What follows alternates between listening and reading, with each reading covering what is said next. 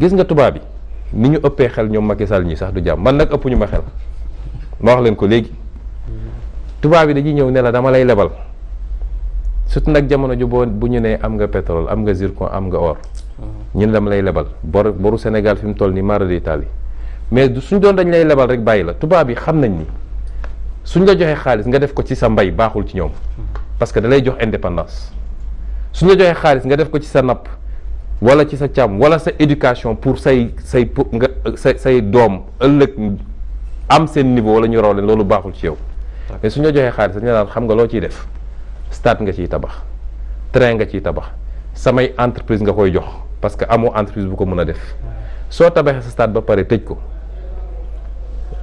war koo entretenir 800 millions par année te boobu yow amoo mbay amoo càmm amoo dara yaa ngi dépendre ci tubaab bi ilaa yow mi din donc tey jii débat c'est la dette encadrée quoi donc loolu ñëpp comprendre c'est la dette guidée alors léegi ma daaneel ci foofu laay daaneele donc moom jàpp na ni Coupe d'Afrique am na ma ngay inauguré ñett wala ñeenti mbir yoo xam ne amul benn impact ci dundu Sénégalais yi mu ne kon ñetteel bi mooy naa songaat Sonko parce que moom mooy sama problème principal du moom mooy opposant bu ëpp gëdd de waaye comme fexe nga ba tey Khalifa Sall mënul présenté wu Karim Wade mënul présenté wu waaye Ousmane Sonko mën na présenté wu te ma ngay présenté wu di gagné malgré tout kon naa songaat mbiram mu dajeeg nag ñi nga xam ne ñoo ko ngemb ñi mu doon seen préfet muy tubaab yi ñoom it Ousmane Sonko tiital na leen parce que la ma def Casamance lu tuuti la waaye lu symbolique la daa di nag law ci Afrique yépp mu posé débat moo tax maa ngi ñaan ba ci Barthélémy Dias maa ngi koy ñaan ndakaaru gi waratul am ay riiw Pinet-Laprade ak ay général de Gaulle ak ñàkk fayda yooyu na ko dindi ñu tuddee ko suñuy maam tuddee ko ay africain yoo xam ne seen jàmbarte justifié na loolu te tubaab naa la wax lenn nag ku koy tenir tête la respecté li tax ñu respecté Kagame li tax tey ñu respecté Algérie waaye boo nekkee fii nekk esclave de maison tubaab du la mus a respecté moo tax respecté wuñu Macky Sall respecté wuñu suñuy président kon moom bi mu yëkkati yooyu dafa tombeek tubaab bi moom it mi ngi xool fan lay jaare pour Ousmane Sonko mii nga xam ne danger la te discours am mi ngi dugg ci nopp ndaw ñi naka laay def ba arrêté ko moo tax ñu yónni seeni journaux ci li gën a fës kenn musul gis monde diplomatique def une des faits divers ba pare ñu sponsoriser ko mooy xaalis bu bëri lañ leen jox Jeune Afrique def la même chose ak keneen man dama musa am sama fulla ci ñooñu conférence de presse bu ma taxaw Jeune Afrique nekk fa wala monde diplomatique wala nu mu tudd RFI soit ñoom dinañu génn wala man duma fa bokk parce que man tubaab ëpp ma fulla décision boobu nga jël fi mu toll man mii moom laa jël te it li ñuy pexe mais loolu ça va à l'encontre de la liberté de presse quand même. déet mënu nekk un homme politique sénégalais ne su ma def conférence de presse Le Monde du toog RFI du toog. de la même manière Sud FM warul toog Walfadjri warul toog. xam nga man. oui presse sénégalaise problème yi bëri na ci yaa ma ko gën a xam. waaye mun naa nangul presse sénégalaise loolu. parce que c'est nous dans nous. waaye nit bu jógee fële ci àll ba ñu mission commandée ñëw du ma ko nangul. te it liberté de la presse. man tam dama am sama liberté. oui. am naa sañ-sañ ni fii du ma fi waxee. mais ndax sama liberté ndax ragaloo ëllëg ak civil aussi. ci dëkk bi nga nekk fa nga yeewoo ñu xatal la fa ba nga xam ne presse bi nga xamante mooy sa presse nationale sax duñ la jox kàddu. yow nga sukkandiku ni ñu ko gisee ci yeneen dëkk nga bëgg a sukkandiku ci yooyu pour opinion internationale yeeg li ngay wax. gis nga presse am na solo trop te am na doole. waaye ñun dépendre ñu ci presse. bi ma commencé politique ba léegi dama ne presse damay am ak moom relation de respect mutuel. même fii Sénégal organe de presse moo joxul respect du ma fa dugg du ma fa wax te du ma tee egg fi mu war a egg su ko yàlla tuddee parce que ku yaakaar ni am nga pouvoir bu rëy parce que yaa ngi toog di wax sénégalais yi la seetaan chaque jour nga xëy wax ci Ousmane Sonko te teewul Ousmane Sonko ngi dem su doon presse mooy rey nit présidentielle lan lañ fi deful Tullow Oil moo koy financé rapport ak xam nga lan état islamique diw ay journaux ñoo ko bind def ko seen une man dama gëm ni gis nga puis dañu nekk dans un monde ouvert su dul presse di réseaux sociaux di leen ak leneen mais dama wax ni dafa am loo xam ne bu ko nit defee dafa war a présenter ses excuses parce que li ñu def faute professionnelle grave la te ku ma respecté wul du ma la respecté léegi nag ma dellu ci stratégie Macky dama bëgg Sénégal yëpp xam lan mooy stratégie Macky jàpp na ni fi mu ne nii il a le vent en poupe te mu ngay nax boppam dara changé wu fi Sénégalais bi demoon inauguré stade bi même Sénégalais bi moo taxawoon ci kanamam mars 2021 mooy taxawaat ci kanamam tey jii Sénégalais boobu bi génnoon parce que gagné nañu sa fierté nationale la génne mais génnul parce que Macky Sall la ñaar yooyu bu ko kenn confondre le même Sénégalais bu dee amuloon liggéey ba tey amul liggéey bu dee mënul faju ba tey mënul faju Sénégal dara soppiwu ko fi dara soppiwu fi moo tax ma ne ci stratégie boobu la ñu génnewaat dossier boobu dossier bi nag li ma ci wax du bëri dossier bi benn responsable moo ci am mooy la justice sénégalaise la justice sénégalaise est complice du complot qui se passe actuellement parce que mënuñu ne dossier bi mi ngi ci table juge ne kenn bu mu ci wax parce que instruction la bis bu ne nit génn ci wax fu ko neex ay médias étrangers sax ñeme dugg Sénégal wax ci lu leen neex dem soo ko defoon France yow mii tey ñu créé le problème ana justice ci jamono boobu. ndax yow pare nga léegi pour wuy justice boobu. man wuy dinaa justice Ndeye Marième. mais procès bi ñuy xaar na déglu ma wax bu ñu poser question yi ci benn façon bi man wuy dinaa justice li ma waxoon dafa leer dossier bii gisuma juge bu ma ciy tëj kaso man Ousmane Sonko. ah oui ilaa yow mi diin gisuma ko loolu mooy benn bi ñaareel bi ñoom dañoo defoon seen complot ba ça devait se passer au mois de février 2021 bi ñu ratee février 2021 la ñu am problème ak dossier bi ñu ratee échoué jàpp Ousmane Sonko ne ko ñu ci kaso bi la ñu xam ni dossier bi perte nañ ko parce que loolu moo ne woon seen stratégie moo tax Serigne Bassirou Gueye nga xam ne lu yàqu ci magistrature bu dee téeméer la juróom-ñett fukki moom la gaawantu ne mandat de dépôt man loolu laa ne woon du am mandat de dépôt boobu te ni ma ko waxoon laa koy waxaat tey dossier bi du ma dugal kaso man. fan nga ko teg. parce que li ñu wax amul man kenn du ma jaay doole dinaa ci ñëw. ma ne justice sénégalaise moo am problème. comme justice sénégalaise am na problème nag man dama jël samay résolution bu yàgg Macky Sall toog na 8 mois ñemewul nommer un juge loolu kenn mësu koo gis 8 mois ñemewul jël ñeme un juge nommer un juge boobu mu ngi wut juge bu méngoog li mu bëgg te de préférence na bokk ci xeetam ndax ñi ñu pressentiroo lépp ci même canevas bi la loolu dama ko teel a wax bi mu amee juge ba nommé ko def na léegi ñeenti weer juge boobu ñemewu maa woo entendre ma man baa ngi fi. mais est-ce que du problème ma terminé moment dama la ñaan rek. ñeme ma woo entendre ma. ci jamono jooju ña ngay permettre ay nit chaque jour ñu nekk ci télé ak rajo yi di wax donc procès bi léegi ça se passe au niveau des radios et des télé. moo wax nag ni te juge bi mu tànn. est-ce que du yaa ko xupp juge boobu yaa njëkk a wax ba mu ko nommé il est disqualifié. comme son prédécesseur. moo wax la pourquoi. ndax juge boo xam ne mois de février 2021 bi coow li amee sa page Facebook nga dem bind. jël benn article boo xam ne c'est à charge contre Ousmane Sonko. boo xam ne daf ma accusé nga publier ko sa page Facebook juge boobu jël na parti ba pare bi ñu ko nommé mafia kàcc bi génnee xam nga booy dañoo garaw mu gaawantu supprimer page ba mais capture d'écran yaa ngi fi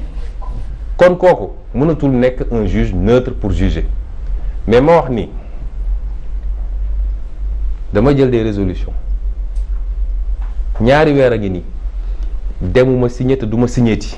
waaye dematu déedéet du ma signé man ma dem tribunal ñun seen ñàkk fayda yi ñu lay jàppante loolu contrôle judiciaire nga nekk c'est une obligation de la loi. C'est pas une obligation man defuma ko obligation signé wu ma ba gisu ñeneen defoo ko obligation voilà defuma ko obligation parce que signé naa 10 fois donc 10 mois 10 mois ma dem signé chaque fois je disais à mes avocats je ne signerai pas ñu ne ma non il faut signer parce que li ñuy bañ ñu mooy ñu ne tu ne respectes pas l'institution judiciaire. Mais je ne peux pas respecter une institution judiciaire qui ne me respecte pas, qui accepte de jouer le rôle qu'on lui fait jouer jël dossier aj ko chaque jour nit génn wax ci lu mu ci warul wax te institution judiciaire boobu du ci ngang kon je ne signe plus muy première résolution dew ma signé ñaari weer a ngi te du ma signé ti ba gis juge bu mooy woo ne ma li tax signé woo ñaareel bi saa yu ma bëggee tukki man sama passeport maa ngi ko yor sama passeport mi ngi nii. kon ñoom ban lañ yor. la problème sama passeport mi ngi nii diplomatique soxla ma visa. waaw saa yu ma bëggee tukki naa tukki te deful ñeenti weer laa dem taxaw ñu renouveler ma ko ñoom ñoo ko renouveler affaires étrangères. sa passeport diplomatique. mi ngi nii. yàkkat moom. donc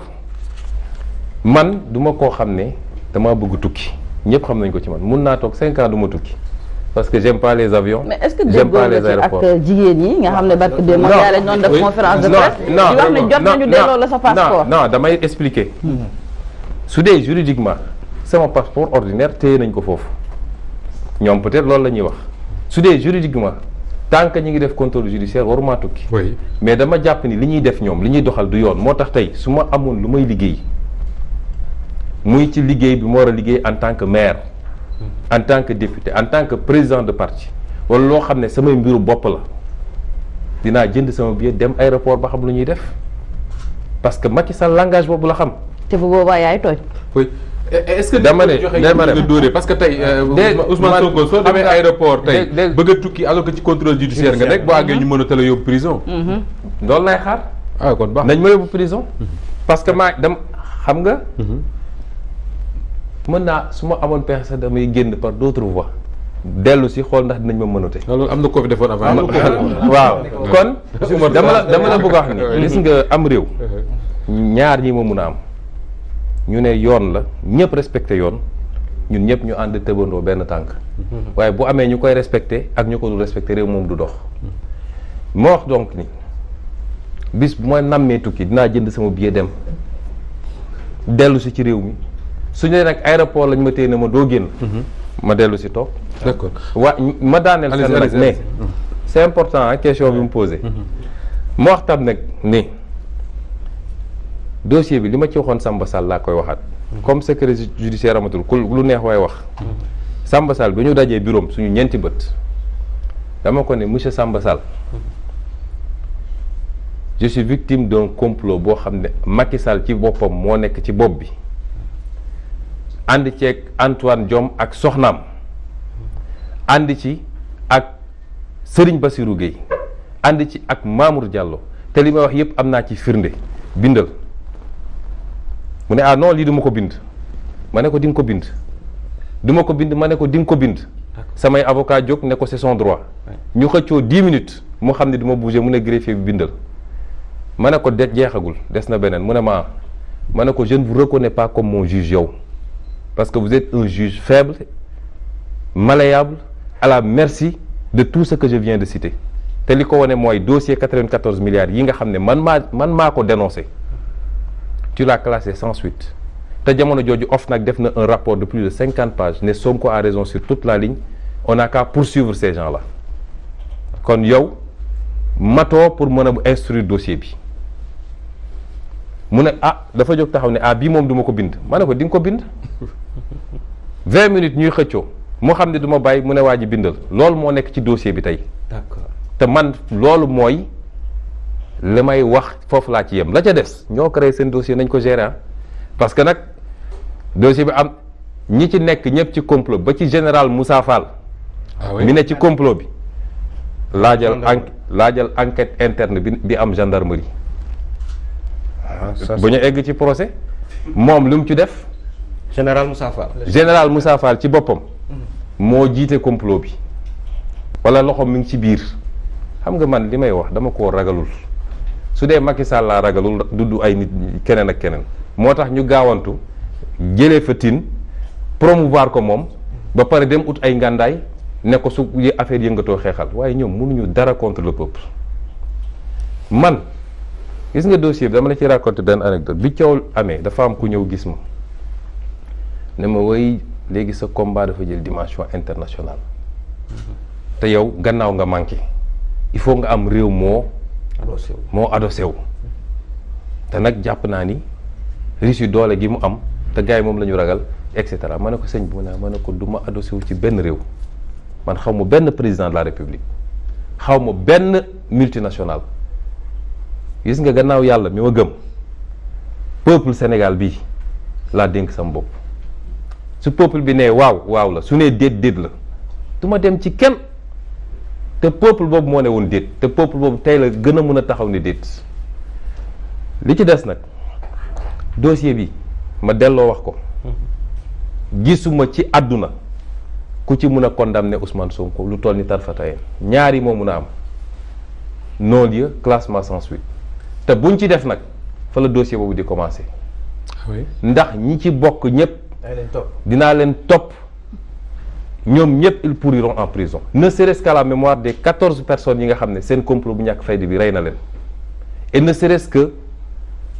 pour le combat bi nit ñi mëne du rek jigéen ñi de ñun ñëpp a ko mëne contre le viol ñu bëgg ko banaliser utiliser ko comme arme politique viol fekk nit mu ne bëgguma nga ne tey forcé di nga def loolu nit bu normal mun na ko def ñu bëgg ko jël banaliser ko di ko politiquer bàyyi nit dee ci ne serait-ce que pour ça dégg naa ñu naan waaw man jeune VP ñaar laa lañ ñaan nag buñ ko rey. buñ rey kan. ndaw si parce que dañ koy rey. ñu ngi koy wax loo ñu ngi koy wax loo mu naan ay xaru laa bëgg ak essayé naa xaru dinañ ko liquider su moytuwul ay mbokkam nag laay waxal bu ñu fexe ba ndaw si ñoom ñoo ko yor ndax comme nee nañu police a koy garde kon mi ngi loxo ci Macky mi ngi ci loxo Macky Sall nañu fexe ba ndaw si karaw sax bu mu ko manqué muy benn ñaareel bu ñu ko génn réew mi parce que ay je suis à l'étroit mënuma taxaw sax sama balcon dama bëgg a génn réew mi déposé nga plainte di génn fu mu dem na juge bi jël responsabilité am woo ma déglu ma bu nee classement sans suite mu yem foofu bu nee nañu dem procès ñu dem procès. pare nga pour procès. procès soo parewul di nga dem procès. kon mais juge boo révoqué ba pare d'accord ci moom. moom la ñu nommé moo ko war a def. waaye teewul révoqué naa ko. te dama ko teg ci fait dama ne la juge boo xam ne. yow jël nga position ba pare sur un dossier mënatoo am objectivité waaye lan moo waral dossier bi ñu téye ko ba léegi ba pare yebal ay nit ci télé yi ñuy wax suba ngoon moo tax ma ne la depuis le début j'ai dit dossier bi du dossier judiciaire dossier politique la un dossier politique ne se règle pas judiciairement. waaw ci loolu est-ce que yaakaaroon ni que en mars 2021 nee nga sànq Macky Sall daa duma woon ngeen ko période boobu mais est-ce que yaakaaroon da ngeen teel a lâcher la pression li tax ma wax ko mooy. ci jamono yooyu am na benn mémorandum boo leen bindoon am ay sàqute yoo leen ci defoon waaye ba léegi mémorandum boobu ça reste à l'état yow yaa ngi nii ñu jël contrôle judiciaire gàll ko sa loos boobu ba léegi dematoo dikkatoo est-ce que yaakaaroon ni moment boobu en mars 2021 ak fi réew mi toll woon la pression bi ngeen defoon ba nga xam ni peut-être faasu réew mi ak moom ni mu yoree réew mi dina soppeeku da ngeen teel a lâché période. non gëwuma ko xam nga bu ci njëkk bi mooy man de maa ngi dem ak ñëw di participer ay élection di dem fu ma neex. waaw mais génnoo réew waaye non xam nga nee naa la man génn réew mi saa su ma demee ba jàpp ni dama war a génn réew mi li ma war a def naa ko def musuma nekk tukkikat ñëpp xam nañ ko. mais c'est que waaye jamono yi bi yooyu di xew. waa dafa am ñaari programme yoo sumboon. benn bi. nemmeeku tour. fii Sénégal. waaw d'accord kon fii Sénégal. fii Sénégal ok parce que suñu agenda lan la woon jamono jooju ba élection locale fii la Sénégal ñu ne woon kon fii la nemmeeku tour c'était faire les 45 départements à l'époque. département bu nañu teg fa tànk Sénégal ngeen ko jagle woon. ñaareel bi mooy dama ni Momar man maa ngi ni def émission maa ngi tukki je suis maire de Ziguinchor fu ma neex ci Sénégal ma dem ñi bokk ci complot bi yëpp tey ñoom ñi ngi ci xat-xat am na ñu nekkoon assemblée nationale di tëb di dal gaawantu voté tey sàng nañ leen suuf néew ma maa ko tax de déedéet yàlla rek mooy rey mais dama ne ba ñuy def ñoom lay woon seen yéene ak fi ñu mujjee am na ñu ci nekkoon di tëb di dal tey defe naa kañ lañ leen war a defal procès ña nga tey ndungu siin man maa ngi dox sama dox tranquillement su dee tukki rek moo des tukki te jamono ji man bis bu ne ma def conférence call ak waa diaspora bi yëpp jamono ji tukki du sax nécessité maa ngi fii ci sama jàmm ak sama afia ña ca nekkoon di complot ku ci dem élection ñu duma la ñoom ñëpp perte nañ seen élection te man maa ngi gagné samay élection kon yàlla mi ngi wax ak ñun. yow da nga jàpp ni yàlla ay àtte. li ma bëgg a wax foofu rek mooy teeluñu lâché waaye gis nga dafa am fooy toll ci réew il faut nga élever wu ñun lu ñu def patriote moo koy def lu ñu def ku bëgg sa réew moo koy def waaye lu ñu def it ku sédd ñi nga nekkal ci réew moo koy def parce que bul fàtte ni ay kilifa dañoo yónnee ñaan ñu ay kilifa dañoo yónnee nañu suñu sañoon doxaleen nii te kilifa yëpp xam nañ ñun toojuñu loolu moo ci am solo ñun dañ doon défendre te ce même appel à la résistance tey laa ko gën a lancé nañ ma jël si kon boo eggee foofu te réew mi mënoon nañu continuer fu muy mujjee suñ ci tegoon ñeenti fan Macky Sall daanu na wala ñaar sax mais ku la wax ni du armée mooy jël nguur gi kon ñu nekk ci problème yi am yeneen dëkk yi am yéegal wàccal transition bi ñaata temps la dugg na fi génn fi moo tax ñu ne ay kilifa ñaan nañu la ñu bëggoon am nañ ko ñoom li ñu bëggoon ñàkk nañ ko kon nañu sauver les équilibres moo tax keroog bi may wax Macky Sall maa ko sauver de moom fu mu jullee war na maa ñaanal maa ko sauver ba nga génne te discours ba fekk na ca jamono su ma bàyyi woon gone yi ñu continuer lañ doon def tey moom dégg naa taxawal nañ ko sax avion ñu tubaab bi ne ko foo bëgg a dem mu ne Côte d'Ivoire awa jamono jooju Macky Sall suuf rondalam Mermoz a doon dugg toog kon maa ko sauvé kon li ma bëgg a foofu mooy li ma bëgg a foofu mooy ñun dañoo def li ñuy def en toute responsabilité na nag nañu teggi suñu tànk waaye nañ ko encadré ñaari at a ko fi dese encadrement boobu la ñu nekk ba léegi. d'accord moom nag yaakaar nga ne ñaari at ko fi dese. ah ak ni muy defee fan yi yaakaar nga ne jàpp na ci ñaari at moo ko dese. parce que yow jàpp nga ni. Macky Sall téeméeri junni xelam may na ko mu taxaw ci kanam Sénégalais yi ne dama bëgg ñetteelu mandat yow jàpp nga ko yow Moustapha. waaw ba ñu yegg ci. du ko def. ba ñu yegg ci man foofu laa ci yem.